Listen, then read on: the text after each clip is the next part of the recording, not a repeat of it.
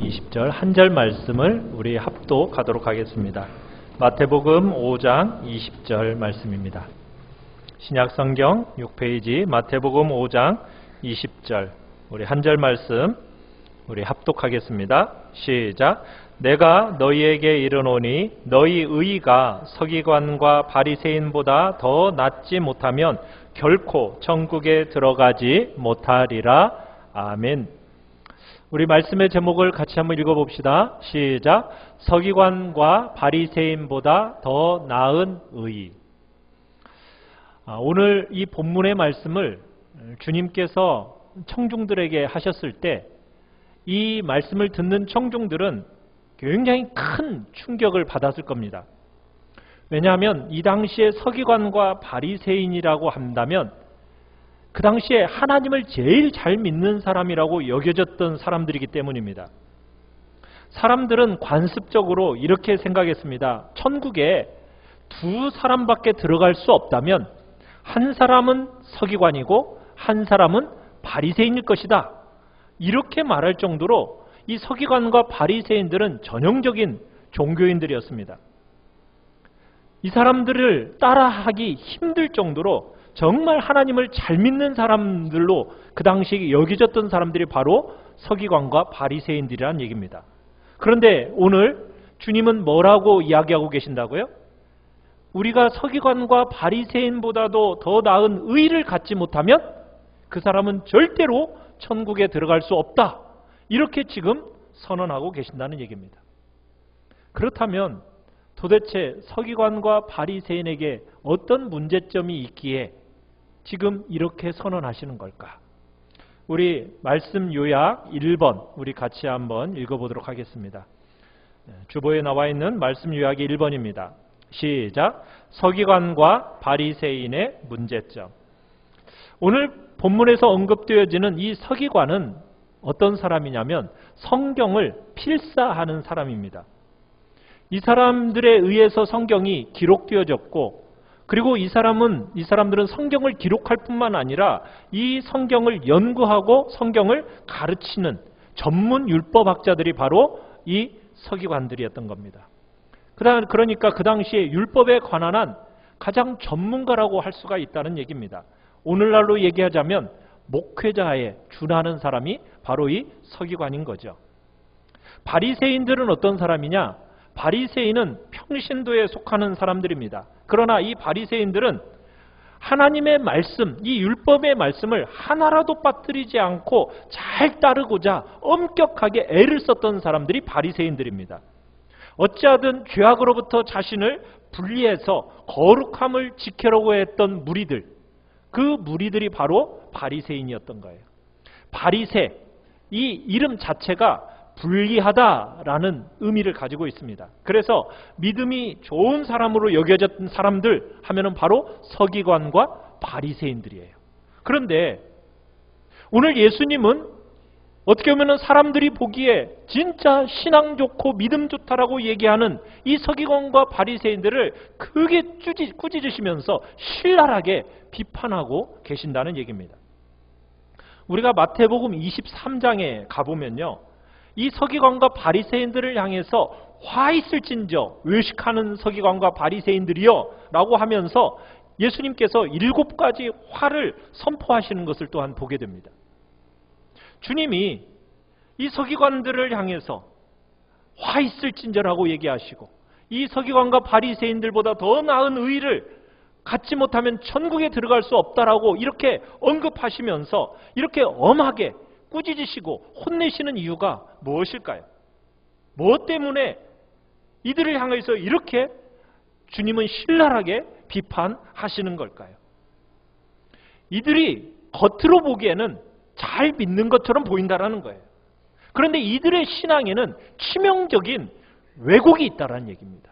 그래서 이 왜곡되고 거짓된 신앙 때문에 그리고 이들의 신앙이 일반 많은 사람들에게 너무나도 큰 영향력을 미치기 때문에 우리 주님은 그들의 신앙에 대해서 꼬집으시면서 신랄하게 비판하고 계시는 겁니다.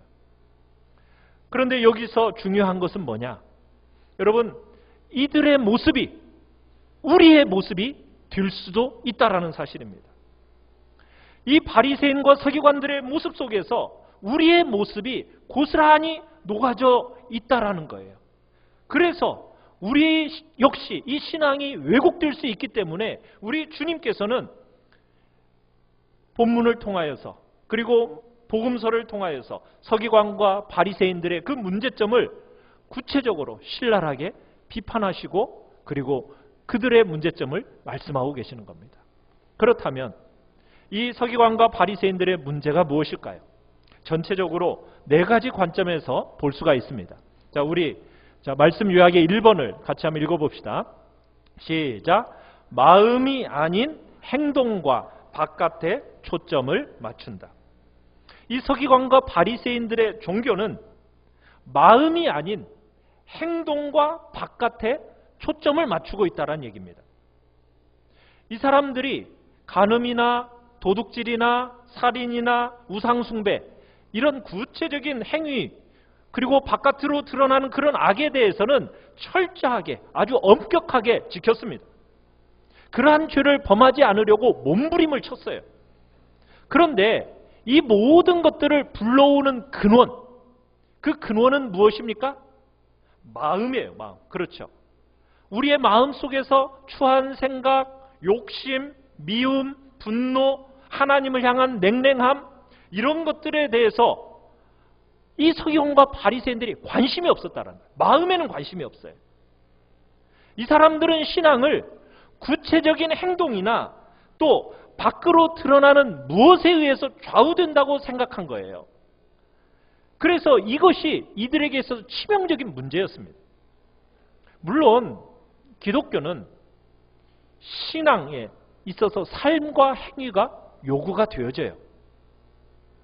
기독교는 행위를 무시하는 종교가 아닙니다.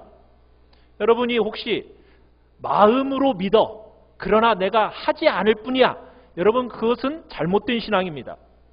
마음이 있는 것은 무엇으로 드러나게 돼야 됩니까? 행함과 삶으로 드러나야 됩니다. 그것이 기독교입니다. 사람들의 겉과 행실 그거 중요합니다. 그러나 그것과 똑같이 아니 더 우선적으로 중요하게 여겨야 될 것이 무엇이라고요? 마음입니다. 우리의 중심입니다. 우리의 마음 속의 동기입니다. 그것이 훨씬 더 중요하고 그것을 중요하게 생각하는 것이 우리 기독교란 얘기입니다. 그런데 이 서기관과 바리새인들은 외적으로 드러나는 행실, 바깥으로 드러나는 것 이것에만 초점을 맞추는 거예요. 정작 중요한 신앙의 핵심은 빠뜨리고 있습니다. 그래서 주님이 서기관과 바리새인들보다 더 나은 의가 필요하다 지금 선포하고 계시는 거예요. 바리새인들처럼 행위와 바깥으로 드러나는 것 그것에만 마음을 빼앗기지 말라는 거예요. 그래서 주님은 그들을 이렇게 책망하셨습니다. 우리 말씀 요약에 나와 있는 마태복음 23장 25절에서 27절의 말씀을 우리 함께 봉독합니다. 시작. 화 있을진저 외식하는 서기관들과 바리새인들이여 잔과 대접의 겉은 깨끗이 하되 그 안에는 탐욕과 방탕으로 가득하게 하는도다. 눈먼 바리새인이여 너는 먼저 안을 깨끗이 하라. 그리하면 겉도 깨끗하리라. 화 있을진저 외식하는 서기관들과 바리새인들이여 회칠한 무덤 같으니 겉으로는 아름답게 보이나 그 안에는 죽은 사람의 뼈와 모든 더러운 것이 가득하도다. 사랑하는 성도 여러분, 기독교의 신앙이라는 것은 겉으로 어떻게 보이느냐 이게 전부가 아닙니다. 하나님은 우리의 중심, 그 마음속 동기 이것을 똑같은 비중을 두시고 가치를 두시고 소중하게 여기신다는 얘기입니다. 여러분 사무엘상 16장에 가보면은 사울왕이 실패하면서 하나님께서 그 사울왕을 대신해서 후계자를 세우려고 하시죠. 그때 하나님이 사무엘 선지자를 누구 집에 보내십니까? 이새의 집에 보내셔서 그 이새의 아들들 가운데서 내가 한 명을 후계자로 선택하셨다라고 말씀하시고 그에게 기름을 부라고 명령을 내리십니다. 그래서 이새의 집을 사무엘이 갔어요. 가서 그의 아들들을 봤는데 그 아들들 중에 첫째 아들 장남인 엘리압을 딱 보니까 훤칠한 키에 정말 외모가 훈훈해요. 그래서 이 사람이 정말 여호와의 기름 부음 받으실 만한 사람이구나. 과연 그 사람이 주님 내 앞에 있구나. 이렇게 생각하고서는 그 엘리압에게 기름을 부으려고 하니까 이때 하나님께서 사무엘에게 뭐라고 말씀하시죠? 자, 우리 사무엘상 16장 7절 같이 한번 읽어볼까요? 자, 주보에 나와 있는 시작. 내가 보는 것은 사람과 같지 아니하니 사람은 외모를 보거니와 나 여호와는 중심을 보느니라. 어떤 분은 이 구절을 보면서 목사님, 성경에도 이렇게 사람은 외모를 본다라고 얘기했잖아요. 그러니까 제가 하나님이 아니니까 저도 외모를 보는 거예요. 여러분 그렇게 본문을 해석하면 안 되겠죠? 네. 여러분 자기가 사람을 외모로 취한다라는 것을 여러분 이런 식으로 이 본문을 합리화시키면 안 됩니다. 사람이니까 우선 외모를 보는 게 당연하죠. 그러나 여기서 얘기하고 싶어 한 번은 뭐예요?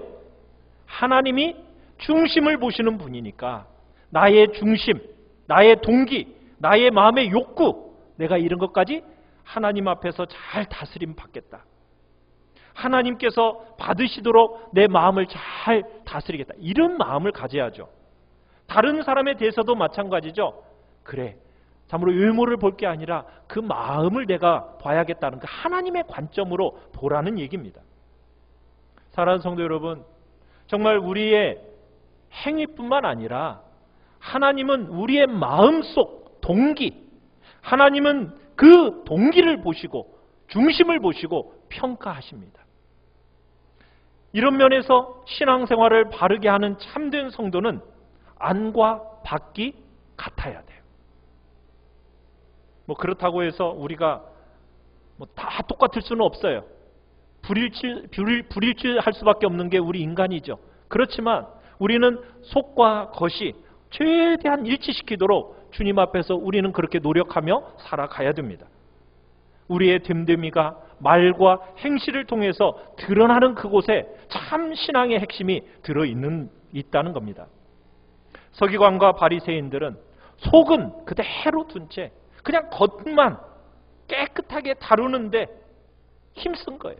그러다 보니까 하나님 앞에서 그 의가 반도 못 미친 겁니다. 그래서 오늘 주님은 우리에게 선포하시는 거예요. 서기관들과 바리새인들보다 더 나은 의를 너희들이 가져야 한다. 그렇지 않으면 너희는 천국에 들어갈 수 없다라고 지금 선언하고 계시는 겁니다. 두 번째 같이 한번 읽겠습니다. 시작. 율법에 내재된 정신과 영보다 문자에 치중한다. 지금 서기관과 바리새인들은요, 율법과 그 말씀에 들어있는 정신, 영, 스피릿, 여러분 그것보다는 자꾸 문자의 마음을 더 빼앗겼어요.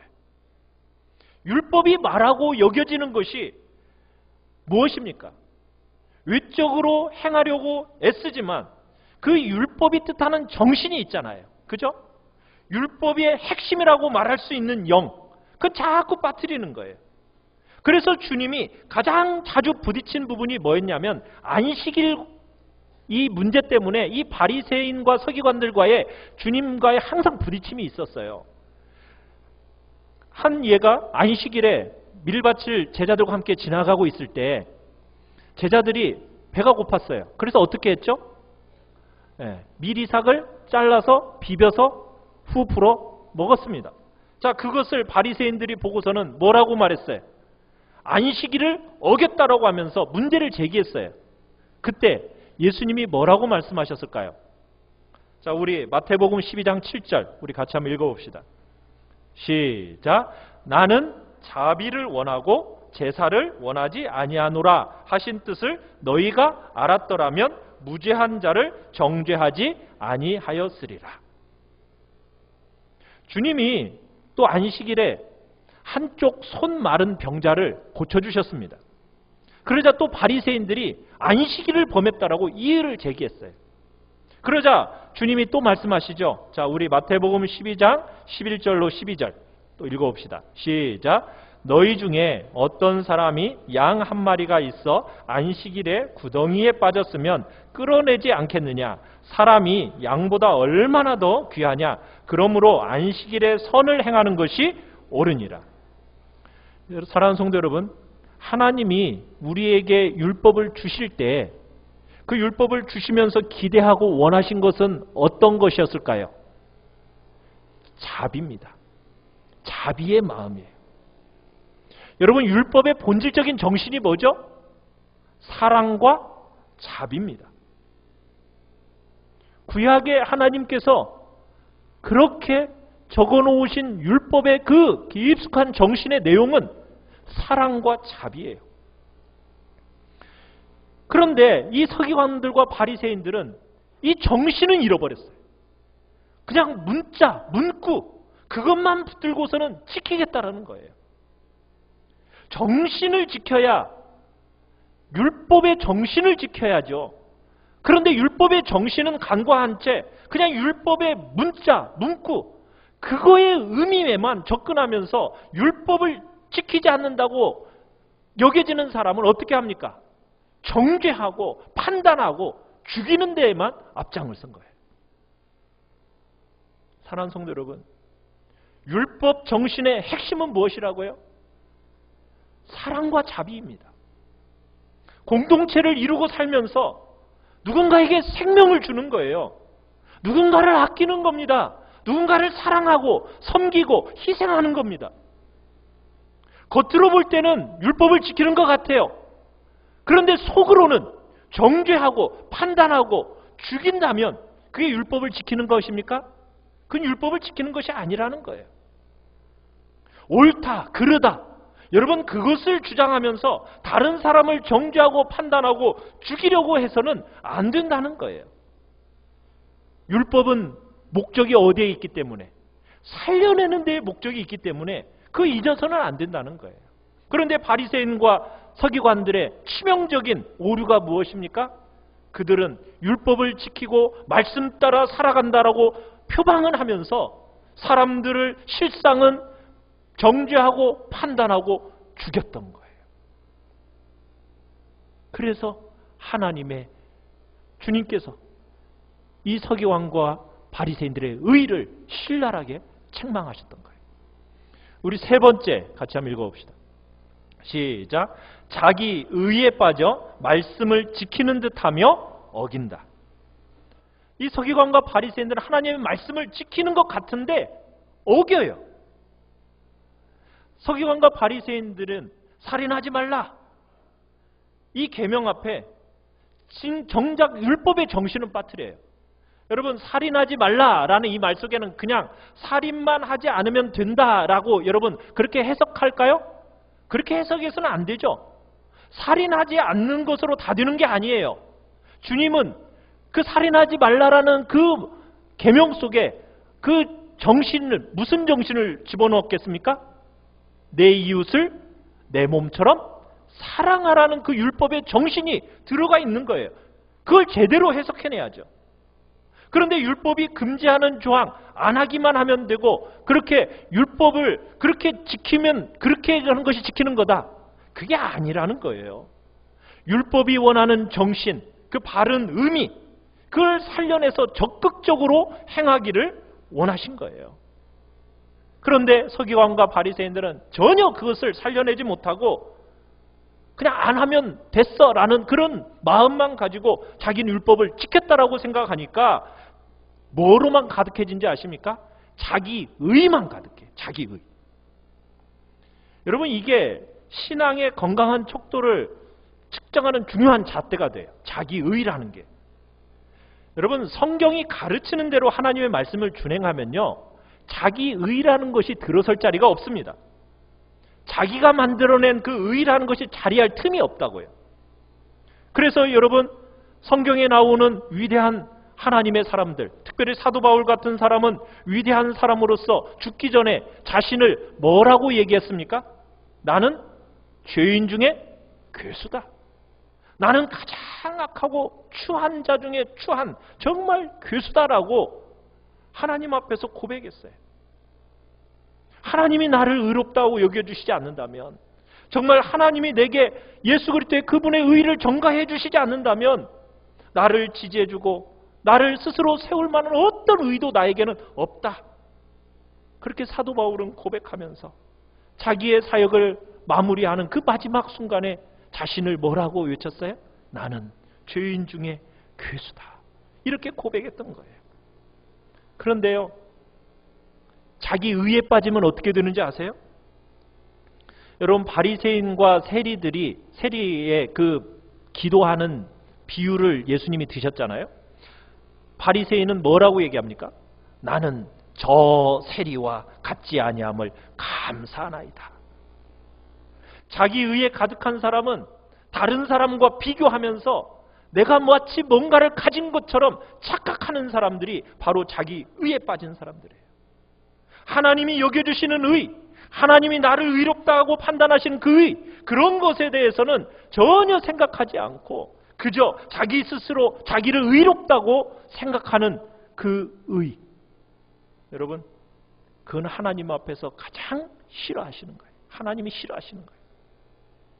성경에 등장하는 영적인 거장들이나 정말 기독교사의 탁월한 영성가들을 보면 그 신실하고 위대한 인물들이 항상 스스로 자신의 죄를 고백했습니다. 자신의 죄인됨을 한없이 주님 앞에서 고백하면서 내가 붙들 것은 예수 그리스도의 그 의밖에 없습니다라고 정말 주님 앞에 고백하면서 그 의를 붙들기에 애썼던 것을 우리는 보게 돼요. 그런데 바리새인들은요, 자기 의에 빠져가지고 하나님과 사람 앞에서 자신들이 스스로 떳떳하게 여기고 자신의 죄를 전혀 고백하지 않아요.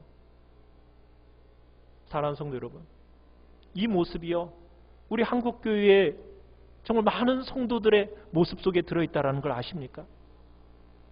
은혜로 값없이 의롭다함을 받는다는 것이 무엇인지를 전혀 몰라요. 자신이 얼마나 악하고 추한지를 몰라요. 신앙이라는 이름으로 그저 자기 이름을, 자기 의를 붙들고 있습니다. 그 자기 의라는 거 하나님 앞에 상달되지도 않습니다. 하나님이 가치를 부여하시지도 않는 거예요. 인정하시지도 않는 거예요. 그런데 그 의를 붙들고 스스로 의롭다라고 여기면서 살아가는 어리석고 헛된 종교 생활을 하고 있다는 거예요. 주님은 서기관과 바리새인보다 더 나은 의가 아니면 천국에 들어갈 수 없다, 지금 선언하고 계세요. 그 정도 갖고는 절대로 안 된다는 거예요. 분명히 말씀하십니다. 이들은 자기 스스로를 의롭다고 믿고 주위 사람들도 참으로 그들의 어떤 외적인 종교 행위만 보고서는 야, 믿는 사람 중에 저 사람 같은 사람이 저 사람보다 더 훌륭한 사람이 있을까? 여러분, 그렇게 인정하는 오류를 범하고 있어요. 이것은 단지 서기관과 바리새인들만의 얘기가 아니에요. 우리들의 이야기예요. 혹여나 내가 내 의의를 붙들고 있다는 거, 여러분 그렇다면 스스로 유념하셔야 되고, 여러분 그것과 똑같이 휩쓸려 가서는 안 됩니다. 마지막 네 번째입니다. 시작. 하나님이 아닌 자기를 위해 율법을 지킨다. 서기관들과 바리새인들의 문제점이 뭐라고요? 율법을 지키는데 누구를 위해 지키는 거예요? 자기 자신을 위해서 지키는 겁니다. 모든 신앙이 만들어내는 여러분 궁극적인 지향점은 무엇입니까? 하나님께서 우리에게 율법을 주실 때 그 율법을 주시면서 우리에게 원하고 기대하신 바는 뭐였겠어요? 그냥 종처럼 막 굴종하며 살기를 원하셨을까요? 그런 모습이 아니죠. 하나님께서 뭐 하지 말라 이렇게 말씀하실 때, 아이 참, 하나님은 내가 하기 싫은 것만 하라고 그래. 하나님은 왜 내가 하고 싶은 것은 다 하지 말라고 그러는 거야? 혹시 이렇게 속을 끓이고 계시는 분 계세요? 아유, 하나님 건드려서 좋을 게 하나도 없잖아. 내가 벌받지 않으려면 빨리 이거 해야지. 여러분 혹시 이런 마음으로 뭔가 하고 신앙생활하고 계시는 분 계십니까? 여러분 그것은 하나님이 바라시는 반응이 아닙니다. 세상 사람들이 가진 종교에 대해서 생각하는 것처럼 여러분 뭐 그냥 내가 이거 안 하면은 내가 불이익을 당할까 봐, 내가 이거 하면은 좋은 일이 생기겠지, 혹시 이런 마음으로 혹여나 신앙생활하고 계시는 분 계세요? 마지못해 여러분 혹시 복종하는 분 계세요? 여러분 그것은 진정한 신앙이 아닙니다. 우리가 가져야 할 진정한 신앙의 마음의 태도는 어떤 태도예요? 하나님이 내 필요를 공급해 주시고 하나님께서 하나밖에 없는 아들도 아낌없이 내어주셨으니 그 귀한 사랑을 내가 깨달아 알아서 정말 하나님이 원하시는, 하나님이 기뻐하시는 일 내가 해야지. 여러분, 이 마음이야죠. 그죠? 벌 받을까 봐.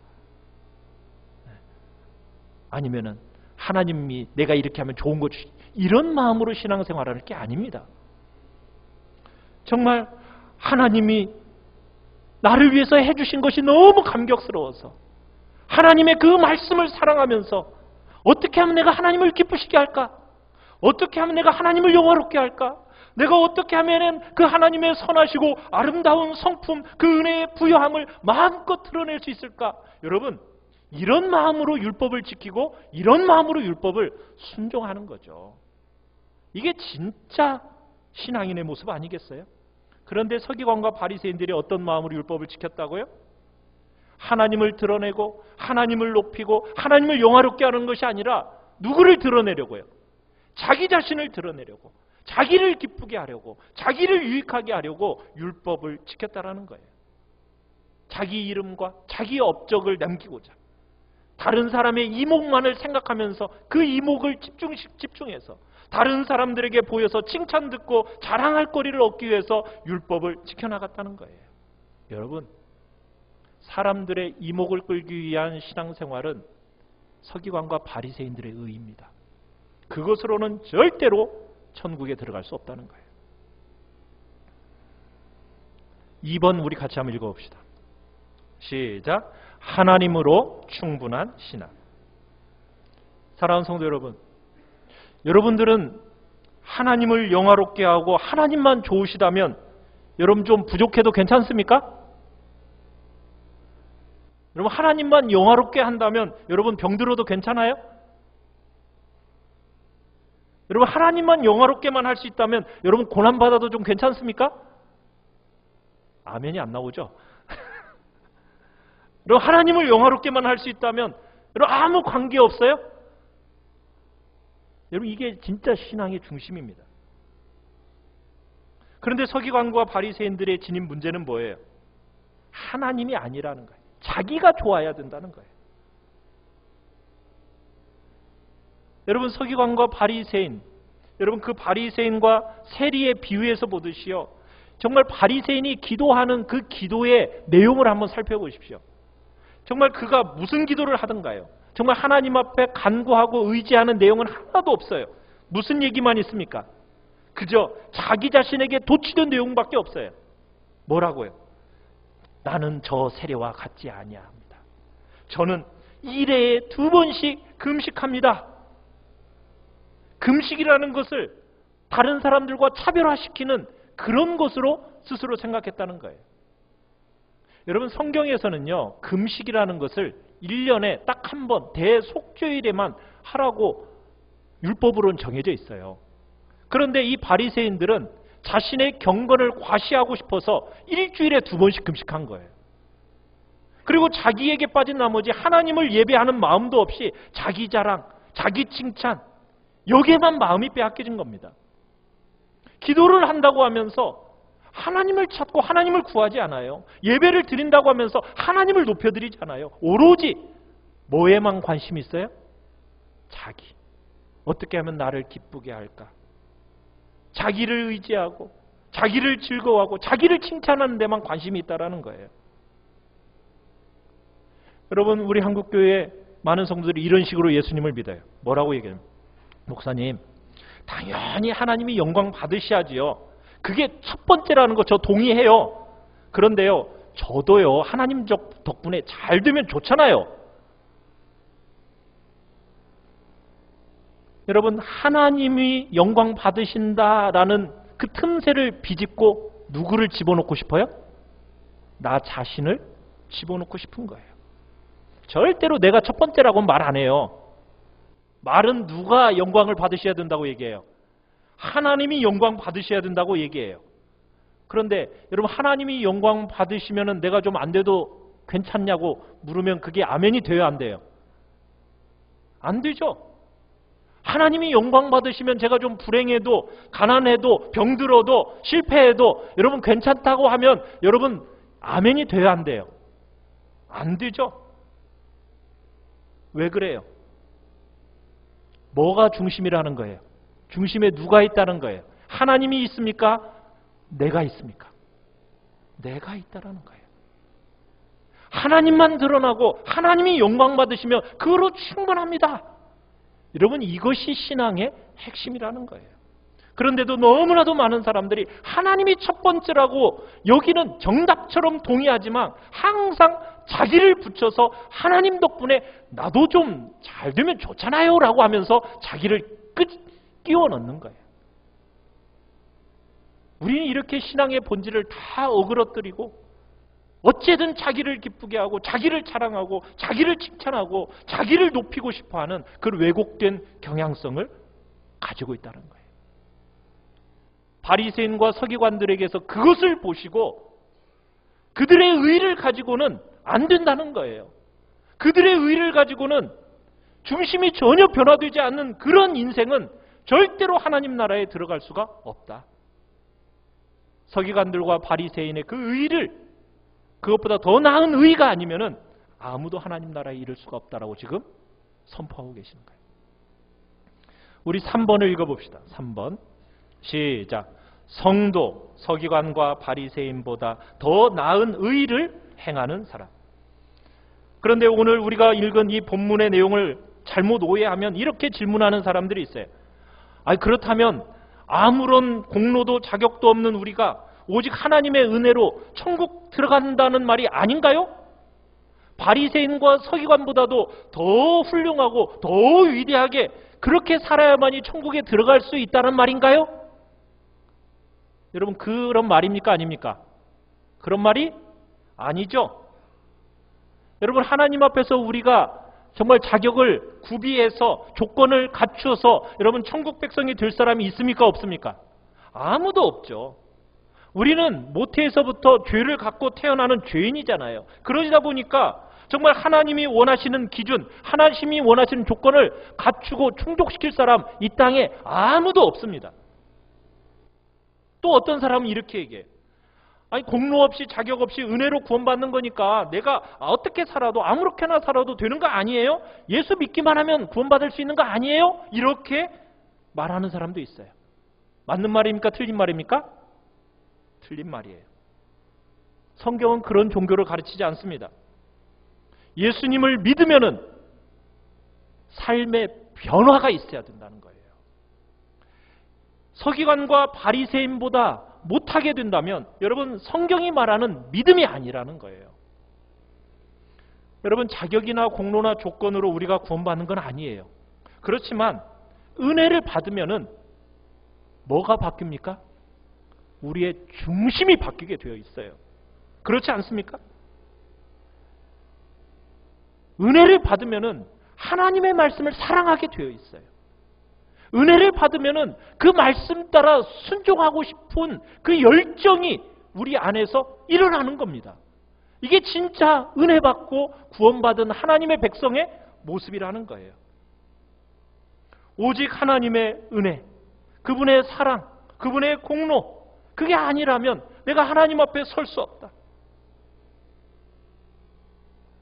하나님의 은혜로 우리 가운데 성령님을 보내주셔서 우리 안에 모태에서 가지고 태어나는 그 나쁜 정말 습관과 죄성, 우리의 몸은 여전히 있지만 우리 안에 그 성령님께서 새 생명을 우리 안에 주시면서 거듭나게 하시면서, 그러면서 우리의 익숙한 여전히 죄의 습관이 있지만 세상의 유혹 앞에 우리가 넘어지기도 하고 양심에 그 합리화하면서 죄에 걸려 넘어지기도 하지만, 그러나 내가 하나님 앞에 그 죄로 인하여 탄식하고 주님 앞에 아파하면서 주님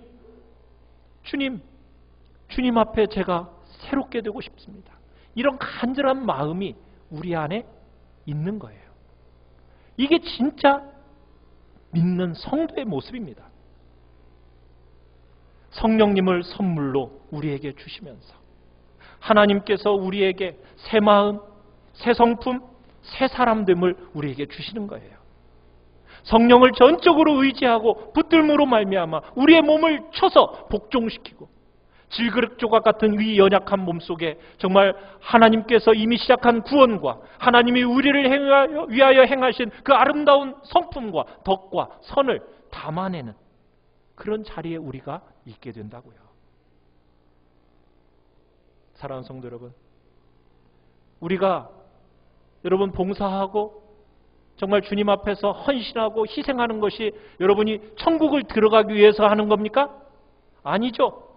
하나님 앞에서 무슨 자격과 조건과 정말 어떤 공로를 세우고 그 조건을 구비하기 위해서 그런 일을 하는 겁니까? 아니죠. 우리가 왜 합니까? 내가 받은 구원이 너무나도 감격스럽고 너무나도 감사해서 그래서 내가 그분을 사랑하고 정말 하나님의 말씀에 전심으로 순종하고 싶은 그런 마음을 갖게 되는 거 아닌가요? 성령의 도우심과 그 사랑하는 여러분 교우들의 그 섬김을 통해서 정말 말씀을 살아내고자 하는 바리새인보다도 서기관들보다 더 나은 의를 행하는 바로 그런 사람이 성도요, 바로 신약의 교회라고 지금 주님은 말씀하고 계시는 거예요. 사랑하는 성도 여러분, 우리는 서기관과 바리새인보다도 더 나은 의를 행하는 자들입니다. 겉으로만이 아닙니다. 우리의 속으로부터 성령께서 우리 속에 들어오셔서 만들어내신 새로운 성품을, 새로운 인격을 가진 자답게 이제는 우리는 정말 주님 앞에서 복된 자리에 하나님 앞에서 희생하고 섬기고 정말 하나님 앞에 영광 돌리는 그런 복된 자리에 우리 모두가 있기를 간절히 바랍니다. 오늘날 한국교회를 향한 정말 진실한 부름이요 목마름이 바로 여기에 있습니다. 우리 모든 성도들이 꼭 그런 성도가 되시기를 바라요. 겉으로만 드러나는 그런 모습이 아니라 속과 중심이 겉으로 드러나는 정말 일치되어져서 정말 하나님의 복된 영광과 아름다움을 드러내는 우리 귀한 성도님들이 되어서 이 사회를 살려내고 이 나라와 이 민족을 살려내는 그런 복된 자리에 우리가 있기를 간절히 축원합니다. 우리 같이 찬양하며